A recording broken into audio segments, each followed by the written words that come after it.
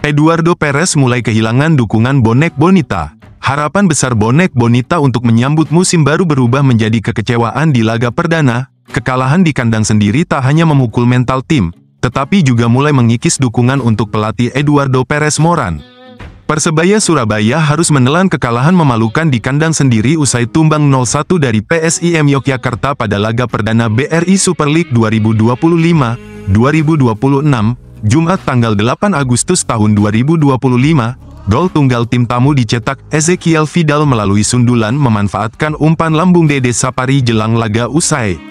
Hasil ini jelas di luar ekspektasi mengingat Persebaya tampil dominan sepanjang pertandingan dan menciptakan banyak peluang emas. Dari 9 tembakan yang dilepaskan, hanya 2 yang tepat sasaran, begitu pula dari 15 umpan silang yang dikirimkan, hanya 5 yang berhasil disambut dengan baik, dan tak satu pun berujung gol. Pelatih Eduardo Perez Moran mengaku kecewa karena timnya seharusnya bisa unggul lebih dulu di babak pertama, namun gagal memaksimalkan peluang. Menurutnya, jika gol cepat tercipta, jalannya pertandingan bisa berbeda dan Persebaya akan tampil lebih menekan. Kapten tim, Bruno Moreira, turut mengakui kekalahan ini tanpa mencari alasan, menegaskan bahwa peluang terbuang menjadi pekerjaan rumah besar yang harus segera dibenahi. Sang kapten tetap mengapresiasi dukungan supporter dan berjanji memberikan hasil terbaik di laga-laga berikutnya. Sebelum laga ini, Eduardo Perez Moran sempat menunjukkan keyakinan tinggi menatap musim baru. Meski hasil pramusim Persebaya belum sepenuhnya memuaskan, 2 kemenangan dan 1 imbang dari 3 laga, pelatih asal Spanyol itu menilai performa tim terus menunjukkan perkembangan positif. Dirinya menegaskan laga uji coba hanyalah sarana evaluasi, bukan tolok ukur utama kesiapan tim. Namun, situasi berubah setelah kekalahan perdana ini. Dilihat dari komentar pada postingan akun Instagram resmi klub, kegagalan Persebaya memaksimalkan peluang di babak pertama memicu beragam reaksi dari publik, mulai dari rasa kecewa hingga kritik tajam untuk Eduardo Perez Moran. Pelatih asal Spanyol itu kini menjadi sorotan, dengan banyak yang menilai strategi yang ia terapkan kurang tajam di lini depan dan justru membuat pemain kesulitan memanfaatkan momentum. Bagi sebagian pendukung, ini bukan sekadar hasil buruk, melainkan sinyal bahwa ada masalah mendasar dalam pendekatan taktik yang perlu segera dibenahi. Kekalahan ini memunculkan keraguan apakah Persebaya mampu bersaing di papan atas jika masalah penyelesaian akhir dan efektivitas serangan tidak segera diperbaiki. Tantangan berikutnya akan menjadi ujian mental bagi Eduardo Perez Moran dan anak asuhnya. Mereka harus membuktikan bahwa hasil melawan PSIM hanyalah langkah awal yang keliru, bukan gambaran musim yang akan dijalani. Jika tidak ada perubahan signifikan, dukungan bonek Bonita bisa semakin terkikis dan tekanan pada kursi pelatih akan semakin besar. Di tengah sorotan dan kritik yang kian menguat, hanya performa di lapangan yang bisa mengembalikan kepercayaan supporter. Persebaya harus segera bangkit dan membalikkan keadaan sebelum kehilangan momentum di awal musim. 8 kali kehilangan bola, supporter desak Dimov diganti Lelis. Performa seorang bek bisa menjadi pembeda antara kemenangan dan kekalahan. Namun ketika catatan kehilangan bola mencapai angka yang mengkhawatirkan, wajar bila para supporter mulai gelisah.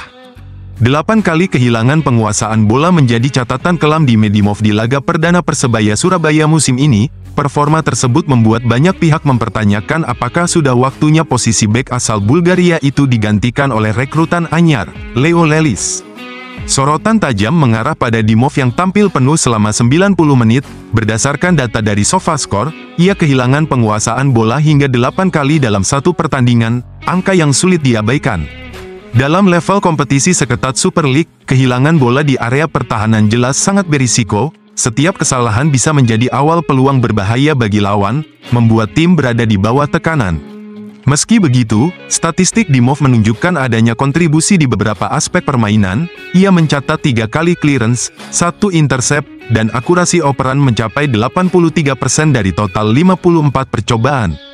Namun, catatan duel justru mengungkap sisi rapuhnya. Dari 2 ground duel yang diikuti, hanya 1 yang berhasil dimenangkan, sementara dari 4 aerial duel, 2 yang berhasil dimenangkan. Hasil ini menunjukkan bahwa meskipun memiliki kemampuan distribusi bola yang cukup baik, Dimov masih memiliki pekerjaan besar untuk memperkuat sektor duel individu. Bagi pelatih Eduardo Perez, data ini jelas menjadi bahan evaluasi serius. Dalam perjalanan kompetisi yang panjang, lini pertahanan yang solid adalah fondasi yang tak bisa ditawar. Persebaya memerlukan bek yang minim kesalahan dan mampu menjaga konsentrasi penuh sepanjang laga. Kehadiran Leo Lelis menjadi harapan baru di lini belakang. Bek tengah asal Brasil ini diharapkan bisa memberikan solusi atas kelemahan yang terlihat di laga pertama. Lelis sendiri baru bergabung dengan skuad beberapa hari sebelum pertandingan melawan PSIM. Kondisi fisiknya yang belum sepenuhnya bugar membuatnya tidak masuk dalam daftar susunan pemain pada laga tersebut. Meskipun demikian, potensi dan rekam jejaknya memberi alasan bagi supporter untuk optimistis. Bagi sebagian pendukung, momen ini adalah waktu yang tepat untuk memberi kesempatan kepada Lelis. Mereka melihat bahwa perubahan di sektor pertahanan bisa memberikan dampak langsung terhadap stabilitas permainan. Sementara itu, pihak pelatih tampaknya ingin memastikan bahwa Lelis benar-benar siap secara fisik dan taktis sebelum diturunkan. Langkah ini dapat dimaklumi mengingat adaptasi dengan rekan setim dan sistem permainan juga memerlukan waktu. Musim kompetisi 2025-2026 masih sangat panjang, dan evaluasi akan terus dilakukan di setiap pekan.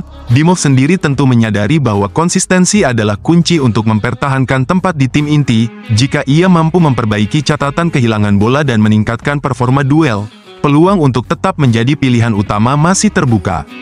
Namun, jika tren kesalahan terus berlanjut, tekanan dari supporter dan kebutuhan tim akan membuat keputusan rotasi tak terhindarkan. Dalam dunia sepak bola profesional, performa di lapangan selalu menjadi penentu akhir, dan setiap pemain harus siap bersaing untuk tempat terbaik di tim. PSMS Medan Boyong ex gelandang Persebaya. Langkah transfer PSMS Medan semakin memanas. Klub berjulukan Ayam Kinantan itu resmi mendatangkan mantan gelandang Persebaya Surabaya, menambah kekuatan lini tengahnya untuk mengarungi Liga 2 musim 2025-2026. PSMS Medan terus menata susunan pemain jelang kompetisi Liga 2 atau Championship musim 2025-2026. Terbaru, mereka resmi mengumumkan bergabungnya mantan gelandang Persebaya Surabaya, Muhammad Hidayat. Pengumuman ini diketahui dari unggahan resmi klub di akun Instagram PSMS Medan. Pemain yang berposisi sebagai gelandang tersebut merupakan sosok berpengalaman yang sudah 8 tahun membela Persebaya Surabaya. Hidayat mulai berseragam bajul ijo sejak tahun 2017 dan menjadi bagian penting di lini tengah.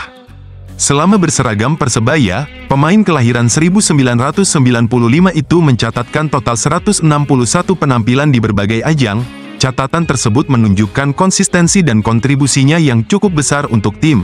Namun di akhir musim lalu, Hidayat mengalami cedera yang membuatnya harus menepi. Situasi itu menjadi titik perpisahan dirinya dengan Persebaya pada pertengahan tahun ini. Bergabungnya Hidayat membuat PSMS Medan kini telah mengumumkan 18 pemain untuk musim ini. Dari jumlah tersebut, baru satu slot yang terisi untuk pemain asing. Kehadiran Hidayat diyakini akan menambah kekuatan PSMS di sektor tengah, mengingat pengalamannya yang panjang di Liga 1 bersama klub sebesar Persebaya. Langkah PSMS mendatangkan pemain dengan jam terbang tinggi seperti Hidayat menunjukkan keseriusan klub dalam membangun skuad kompetitif. Apalagi Liga 2 musim 2025-2026 diprediksi akan berlangsung sengit dengan banyak klub yang melakukan perombakan besar. Dengan pengalaman dan visi bermainnya, Hidayat berpeluang menjadi sosok sentral dalam mengatur permainan PSMS, sekaligus membantu mengangkat prestasi klub musim ini.